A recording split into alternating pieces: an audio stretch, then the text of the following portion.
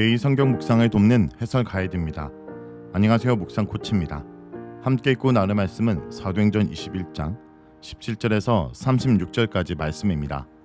예루살렘에 도착해 한대를 받은 바울은 자신의 사역을 통해 행하신 하나님의 놀라운 선교에 대해 보고합니다. 예루살렘 교회 대표들은 하나님을 찬양합니다. 그러나 율법에 열정적인 유대 기독교인들이 이방 지역에서 바울이 율법을 무시했다는 소문을 듣고 분노합니다. 교회는 바울에게 유대의 간습을 존중하는 모습을 보이라 말하고 바울은 그 조언대로 실행합니다. 17절에서 26절을 보겠습니다. 17절에서 26절은 바울의 예루살렘 방문입니다. 바울과 선교팀은 예루살렘에 도착해서 형제들의 한대를 받습니다. 그들은 다음날 야고보와 장로들을 공식적으로 만납니다. 바울은 자신의 사역을 통해 하나님이 이방 지역에서 행하신 일을 자세히 설명합니다. 바울은 어느 도시에서 어떤 사람이 회심했는지, 어떤 반대가 닥쳐왔는지, 그리고 하나님이 어떻게 인도하셨는지 대해 상세히 보고했을 것입니다. 예루살렘 교회 대표들은 이 모든 일이 하나님에 의해 행해진 것임을 인정합니다. 그래서 하나님을 찬양합니다.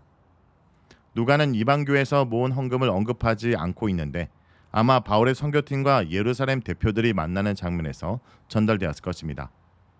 바울은 선교 보고를 하면서 자신의 사역을 하나님이 도우셨다고 말하지 않습니다.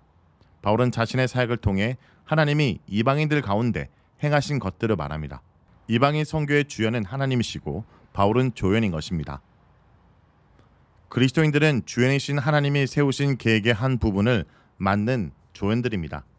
하나님은 구원 역사를 시작하시고 진행하시는 과정에서 일할 사람들을 부르십니다. 바울은 체포된 이후에도 자신이 하나님의 긍휼로 이방인들에게 보냄받았음을 거듭 증언합니다. 바울은 자신의 사역, 곧 섬김은 하나님의 구원 계획 가운데 주어진 긍휼의 기회라는 사실을 잘 알고 있었습니다. 야고보와 장로들은 이방인 선교에 관하여 바울에게 유대 기독교인 중 수만 명을 주의하라고 말합니다. 이방 지역뿐 아니라 유대 지역에서도 예수를 믿게 된 유대인들이 있었습니다. 이들은 율법의 열심을 가진 자들이었습니다. 열성적인 자들은 바울이 이방 지역에 사는 유대인들에게 모세의 뜻에 반대되는 것을 가르친다고 생각하였습니다. 그리고 바울이 유대 남자들에게 할례와 유대 간습을 지키지 말라고 가르친다고 판단했습니다. 사도행전 15장에 기록된 예루살렘 총회는 할례와 정결 및 식사법에 대한 유대인의 간습을 이방인이 따를 필요가 없음을 인정하였습니다. 이때 이방 지역에 사는 유대인들 사이에서 율법에 대한 해석과 이해에 관하여 갈등이 발생했습니다. 그들은 바울이 디아스포라 유대인들에게 율법을 지키지 않아도 가르쳤다는 소문을 듣고 분노합니다. 그러나 실제 바울은 그들이 들은 소문대로 가르치지 않았습니다. 바울은 할례나 율법을 통해 의롭게 된다는 주장은 반대했지만 여전히 유대인의 간습을 존중했습니다. 예를 들어 바울은 유대인 어머니 밑에서 자란 디모데에게 할례를 베풀었습니다. 예루살렘의 지도자들은 바울이 바르게 가르치고 있다는 사실을 잘 알고 있었습니다. 그러나 바울을 못마땅히 생각하는 유대인들이 잘못된 소문에 근거하여 그를 공격할 것을 염려하여 대안을 찾으려고 하였습니다. 야고보는 유대인들의 주장이 틀다는 사실을 보여줄 방안을 제시하였습니다. 그는 바울에게 서원한 네 사람을 데리고 가서 결례를 행함으로 바울이 유대 전통을 존중하고 있음을 보이게 하였습니다. 네 명은 나신의 서원에 따라서 정결 예식을 행하고 바울은 이방 지역에 돌아온 사람에게 요구되는 정결 예식을 행하게 하였습니다. 야고보는 바울이 이렇게 하면 바울이 비판하던 유대인들의 오해가 풀릴 것이라 생각하였습니다. 그럼으로써 야고보는 유대 기독교인들이 바울에 대한 소문이 사실이 아님을 인정하게 될 것이라고 예상하였습니다. 야고보는 예루살렘 총회 결정을 다시 한번 언급하면서 이 결정을 번복할 이유가 없음을 밝힙니다. 주를 믿는 이방인들은 유대 율법을 따를 필요가 없고 다만 우상의 제물과 피와 목매 죽인 것과 음행을 피해야 한다고 재차 확정합니다. 바울은 야고보의 제안대로 다음날 4명을 데리고 성전에 가서 정결 예식을 행합니다. 먼저 바울 자신이 이방인의 지역에서 돌아온 것으로 정결 예식을 행했을 것입니다.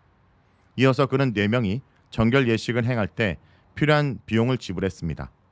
그는 모든 내용을 성전에 보고함으로써 유대인의 간습을 자신이 존중하고 있음을 보여줍니다.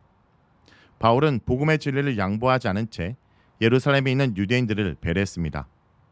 유대 기독교인들은 조상들이 물려준 율법과 간습을 귀하게 여겼습니다. 율법과 간습이 사람을 의롭게 만들지는 못하지만 물론 사람을 훈육하는 긍정적 측면을 갖고 있습니다. 바울은 율법 없이 예수를 믿는 이방인들 세계에서 유대 율법과 간섭으로부터 자유롭게 행동할 수 있었습니다. 그러나 예루살렘에서 그런 문화를 존중하는 유대인들에게 대해서는 자신의 자유가 아니라 타인을 존중하는 마음에 따라 행동했던 것입니다. 비록 내가 어떤 행위를 할 수 있는지 자유가 있다 하더라도 타인의 믿음을 고려하여 자신의 행위를 절제한다면 그것이 올바른 복음의 정신입니다. 기독교 내부에 발생하는 갈등의 많은 요소들이 사실은 비본질적인 부분들 사이의 충돌에서 촉발한 경우가 많습니다. 신앙의 본질이 아닌데도 자신의 판단을 주장하고 관찰하라는 아집이 도리어 복음의 앞장을 가로막는 셈입니다. 이런 점에서 율법의 자유로운 바울이 유대 간습을 존중하고 형제들의 조언을 배려한 태도는 복음을 확장하게 만드는 소중한 자세라 할 수 있습니다. 다음은 27절에서 36절입니다. 27절에서 36절은 예루살렘의 소동과 바울의 체포입니다. 바울이 성전에서 서원을 끝마치지만 상황은 나아지지 않았습니다. 바울을 공격하는 자들은 예루살렘의 엄격한 율법주의자들이 아니라 유대인들 중에서 아시아에서 온 사람들이었습니다. 이들은 바울이 성전에 있는 것을 발견하고는 무리를 충동해서 그를 붙잡았습니다. 아마 에베소에서 온 사람들이 바울을 공격할 때 이들은 무리 속에 있었을 것입니다. 그렇다면 에베소로부터 바울을 붙잡으려고 했던 것입니다. 이들은 바울이 이스라엘 민족과 율법과 성전을 비방했다고 비판했습니다. 민족, 율법, 성소를 비방하고 다녔다는 말은 바울이 유대교의 근본을 흔들고 있다는 뜻입니다. 이런 점에서 디아스포라 유대인들의 공격은 예루살렘 유대인들의 공격보다 강력했습니다. 이들은 더 구체적으로 바울이 헬라인을 데려와 거룩한 것을 더럽히고 있다고 비난하였습니다. 이들은 드로비모가 에베소 사람인 것을 알고 있었을 것입니다. 당시의 이방인들은 성전의 바깥들에는 들어갈 수 있었지만 그 이상 안쪽으로는 들어갈 수 없었습니다. 바깥들을 넘어 안뜰로 향하는 계단을 오르는 외국인은 죽게 될 것이라는 문구가 헬라와 라틴어로 새긴 표지석이 계단 앞에 세워져 있었습니다. 로마가 사형 판결과 집행을 주관하던 시절에 이런 문구로 경고했다는 것은 그만큼 유대인들에게 이 문제가 중요했음을 의미합니다. 그러나 유대인들의 주장은 옳지 않았습니다. 바울은 이스라엘 민족과 율법을 비방하지 않았습니다. 바울은 에베소 출신인 드로비모를 성전에 데리고 오지 않았습니다. 우리는 이 사건에서 유대인들이 어떤 문제를 대단히 심각하게 생각하고 있는지를 엿볼 수 있습니다. 유대인들은 바울을 통해 이방 지역의 교회들이 성장하는 것을 유대 민족의 근간을 흔드는 문제로 간주하였을 것입니다. 그들의 시각에서 바울은 유대교와 유대 민족을 반대하는 신학을 가르친 것입니다. 그들은 이방인과 유대인 사이에서 벌어지는 갈등의 원인이 바울에게 있다라고 판단하였습니다. 따라서 이방 교회들이 성장할수록 유대인들의 위기의식과 분노는 높아질 수밖에 없었습니다. 바울 역시 이들의 비판을 잘 알고 있었기에 이후 신문 가정에서 자신은 정통 유대인이고 유대교의 적대적인 내용을 가르치지 않았다고 변호하게 됩니다. 예루살렘은 소동했고 도성했던 유대인들이 성전으로 달려와서 바울을 성전 바깥들로 끌고 나갔습니다. 그때는 오순절 기간으로 순례객들은 바울이 이방인을 데려와서 성전을 부정하게 만들었다는 소식에 대단히 흥분해서 몰려왔습니다. 성전 관리인들은 더 이상 군중이 성전에 들어오지 못하도록 안뜰의 문들을 닫아버렸습니다. 안뜰에서는 피를 흘려 성소를 더럽힐 수 없으므로 유대인들은 바울을 바깥들로 끌고 가서 죽이려 했습니다. 일반적으로 성전에서 문제를 일으킨 사람은 성전 책임자들이 신문하고 처리해야 했습니다. 그러나 이들은 성난 폭도처럼 바울을 대했고 바울을 때렸습니다. 바울은 정결 예식을 마치고 거룩한 성전에서 유대의 간습을 존중하는 중이었습니다. 그러나 유대인들의 모습은 성난 폭도와 다를 바가 없었습니다. 유대인들은 율법과 성전의 거룩함을 강조했습니다. 그러나 역설적이게도 성전 밖에서 안뜰로 바로 들어온 그들의 모습은 성전을 더 부정하게 만드는 것이었습니다. 그들은 정결 예식을 마치고 거룩한 활동 중에 있는 바울을 불법으로 안뜰에서 끌어냈습니다. 사람을 정죄하고 폭력을 가하는 유대인들의 행위는 에베소에서 이방인들이 보여준 성난 모습과 다를 바가 없습니다. 거룩한 성소에서 끌려나가 폭력을 당하는 바울은 이때 어떤 생각을 했을까요? 27절에서 36절에는 바울이 한 말이 나오지 않습니다. 그는 일방적으로 죄인 취급을 받을 뿐 자신을 변론한 기회조차 얻지 못합니다. 이처럼 복음 위에 의로운 길을 가는 사람의 길에는 예상치 못한 어려움이 닥칠 수 있습니다. 이미 유대인들은 성전과 율법을 비판했다면서 거짓 증인들로 스데반을 몰아세운 적이 있었습니다. 예수도 유대인들의 잘못된 정보와 증거로 유대 법정과 로마 법정에 세워졌었습니다. 예수님의 사도인 바울은 그가 전파하는 바로 예수님의 길을 건 것입니다. 선한 일을 한다 해서 존경만 받는 것이 아닙니다. 예수님을 위해 희생해도 오해가 생기는 법입니다. 변론할 수 있는 기회마저 주어지지 않고 피해를 입을 때도 있습니다. 이것이 바로 예수님의 경험이었고 주의 길을 가는 사람이 바울의 인생에서 배울 수 있는 교훈입니다. 누가는 디아스포라 유대인들의 주장으로 예루살렘 전체가 소동했다고 기록합니다. 성전 안뜰에서 바울을 붙잡은 유대인들이 그를 바깥들에 끌어냈습니다. 안뜰과 바깥들 사이의 문들이 닫혔습니다. 이는 부정한 자를 쫓아냈다는 것을 보여주는 행위였습니다.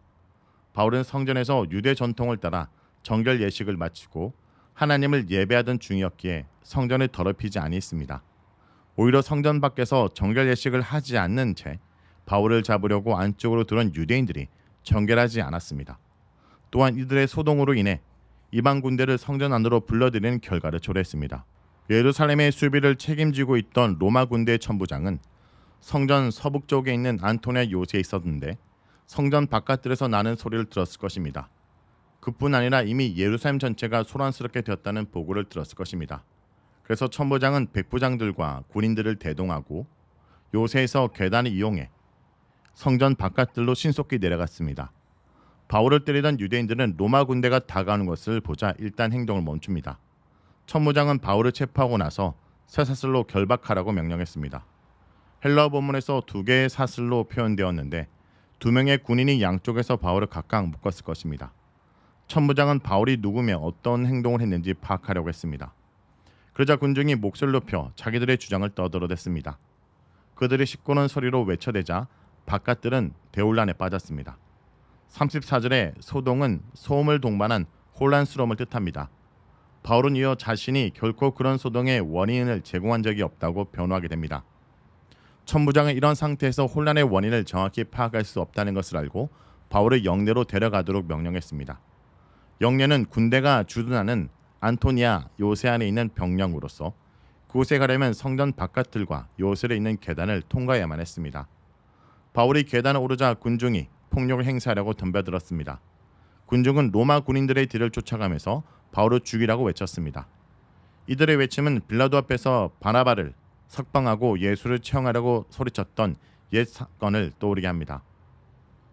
우리는 이 장면에서 예수님을 전하는 사람은 예수님이 걸어갔던 그 고난의 길을 걸어갈 수밖에 없다는 사실을 다시 한번 확인하게 됩니다. 바깥들에서 로마 군대가 개입할 때 실제 체포되는 것은 대단히 두려운 순간입니다. 그러나 아이러니하게도 이방 군대의 개입으로 유대인들이 바울을 불법적으로 폭행한 일이 중단되었습니다. 이어서 펼쳐질 내용처럼 로마 군대의 개입으로 바울은 신변을 보호받게 됩니다. 그리고 안전하게 재판을 받을 기회도 제공받습니다. 이런 측면에서 안토니아 요새로 이어지는 계단은 폭력의 현장인 듯하지만 실제로는 하나님의 섭리를 경험하게 하는 하나의 통로와 같다고 할 수 있습니다. 애매하게 받는 오해가 있을지라도 예수님의 길을 가는 사람은 하나님의 놀라운 섭리를 발견하게 됩니다. 오늘 본문에서 바울은 그동안 복음을 위해 숱하게 맞고 죽을 뻔하였는데 이번에도 천부장이 제지하여 가까스로 죽음을 면했습니다. 아가보의 예언대로 성문 밖으로 끌려갔던 바울은 사슬에 매인 채 영문 안으로 끌려 들어옵니다.